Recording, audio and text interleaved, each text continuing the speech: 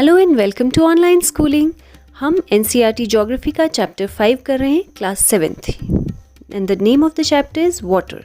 अगर आपने पिछली वीडियोस नहीं देखी हैं तो पहले उन्हें देख लीजिए, क्योंकि ये वीडियो भी उसी से कनेक्टेड है। हमने वेव्स यानी तरंगों के बारे में सीखा था और जाना था कि वेव्स जब 15 मीटर से ज़्यादा ऊंचाई पर चली जाती हैं तो हम उसे सुनामी का नाम देते हैं, जो कि बहुत विनाशकारी होती हैं। साथ ही हमने देखा था कि महासागर की गति को 3 प्रकार से वर्गीकृत किया जाता है, जो कि वेव्स, टाइड्स और ओशनिक करंट के नाम से जानी जाती है, यानी तरंगे, ज्वार भाटा और समुद्री धारा। वेव्स के बारे में तो पिछली वीडियो में हमने सीखा ही था, तो चलिए टाइड्स और ओशनिक करंट देख लेते हैं।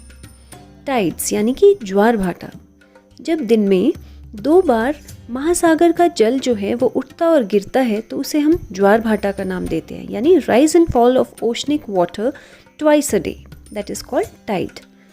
अब टाइड जो है वो 2 तरह की होती हैं, हाई टाइड और लो टाइड। हाई टाइड को हम ज्वार का नाम देते हैं और लो टाइड यानी कि भाटा। जब पानी की ऊंचाई बहुत ऊंची चली जाती है और तट के बड़े हिस्से को डुबो देती है तो उसे हम ज्वार कहते हैं, और जब पानी निचले स्तर पर यानी बहुत नीचे आ जाता है और तट से बहुत पीछे चले जाता है तो उसे हम भाटा कहते हैं, और यही है हाई एंड लो टाइड्स। अब सोचने वाली बात तो ये है कि ये हाई और लो टाइड्स होती क्यों हैं, क्या कारण है इनके। This is very interesting and very important to know. तो चलिए जानते हैं हाउ आर टाइड्स फॉर्म्ड, यानी ज्वार भाटा कैसे बनते हैं। आपने देखा होगा कि जब भी हम कोई चीज़ ऊपर की तरफ फेंकते हैं वो फिर भी नीचे ही गिरती है। ऐसा क्यों होता है? Yes, this is because of law of gravity. Gravity यानी कि गुरुत्वाकर्षण। आप जानते हैं कि धरती में आप कुछ भी चीज़ फेंकते हैं तो वो वापस नीचे इसलिए गिरती क्योंकि धरती उसको अपनी तरफ आकर्षित करती है। ग्रेविटी के कारण वो उसकी तरफ आकर्षित होता है।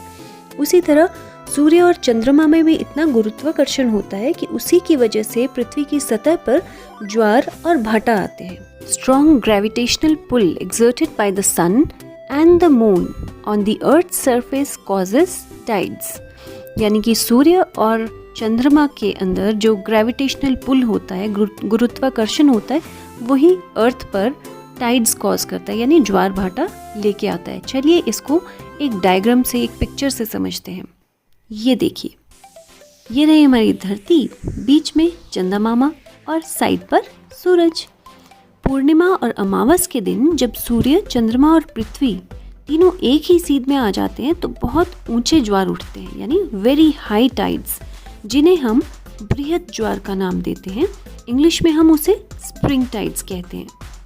पृथ्वी का जो जल है वो चंद्रमा के जब निकट होता है तो चंद्रमा का जो गुरुत्वाकर्षण यानी कि ग्रेविटी होती है वो जल को अपनी ओर आकर्षित करता है, वाटर को अपनी ओर अट्रैक्ट करता है, जिसकी वजह से जो टाइड्स हैं वो बहुत ऊंची टाइड्स उठती हैं। इसे ही हम कहते हैं उच्च ज्वार यानी कि हाई टाइड्स। एक बार फिर से समझ लीजिए, जब धरती, सूरज और चंद्रमा तीनों एक ही सीध में आ जाते हैं तो गुरुत्वाकर्षण इन दोनों का जो है वो पृथ्वी के जल को अपनी ओर आकर्षित करता है, जिसकी वजह से टाइड्स जो हैं, ज्वार भाटा जो है, बहुत ऊंचे होते हैं, जिन्हें हम बृहद ज्वार कहते हैं। अब इस डायग्राम को अगर हम ध्यान से देखें तो यहाँ पर सन और मून की जो स्थिति है, पोजीशन है, वो दोनों अलग अलग डायरेक्शन में है।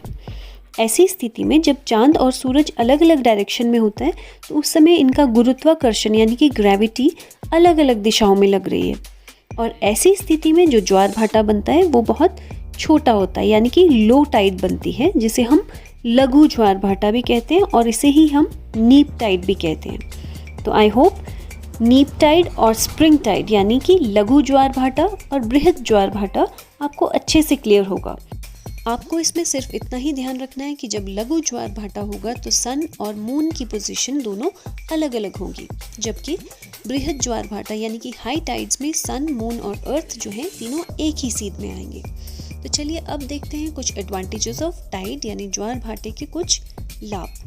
सबसे पहला लाभ है ये नौ संचालन में बहुत ज़्यादा सहायक होता है। दूसरा, जहाज़ को बंदरगाह तक पहुंचाने में ये बहुत सहायक रहता है।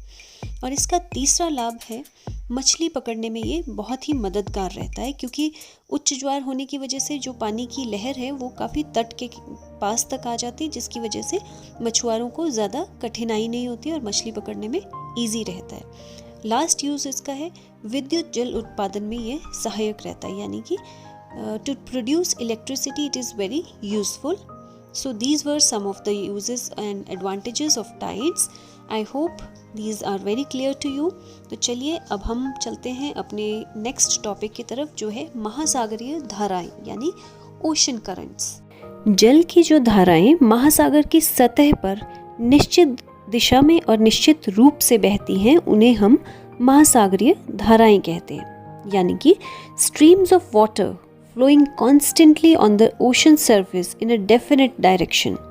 दोबारा से सुनिए, महासागरीय जो धाराएं हैं वो निश्चित दिशा है उनकी, और नियमित रूप से जल की धाराएं जो महासागर की सतह पर बहती हैं उन्हें हम महासागरीय धाराएं कहते हैं.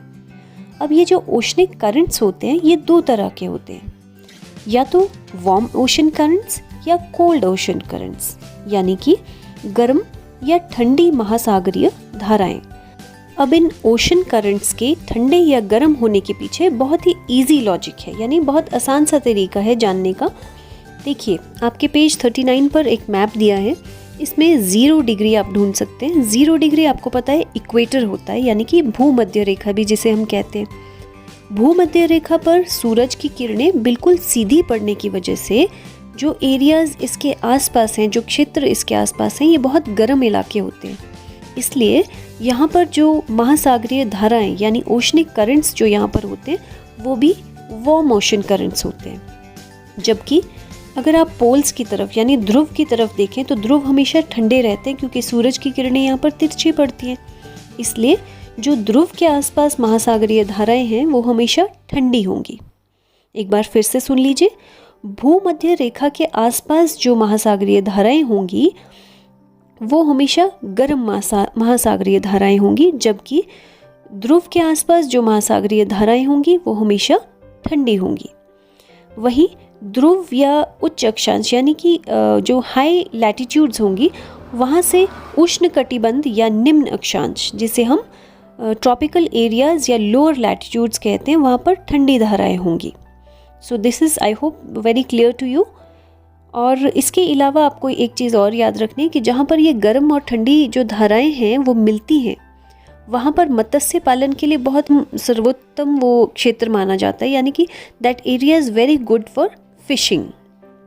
इसके अलावा जापान और उत्तर अमेरिका के जो पूर्वी तट हैं वो उसका एक बेस्ट एग्जाम्पल है मत्स्य पालन का. वहाँ पर फिशरीज़ का बहुत ही अच्छा स्कोप रहता है. जो गर्म और ठंडी जो जल धाराएं हैं वहाँ पर कोहरे वाला मौसम अक्सर बना रहता है, जिसकी वजह से नौ संचालन में बाधा उत्पन्न होती है. इसके साथ ही आपका चैप्टर कंप्लीट हुआ. नेक्स्ट वीडियो में एक्सरसाइजेस देखना बिल्कुल ना भूलिएगा. तो टेक केयर, बाय बाय.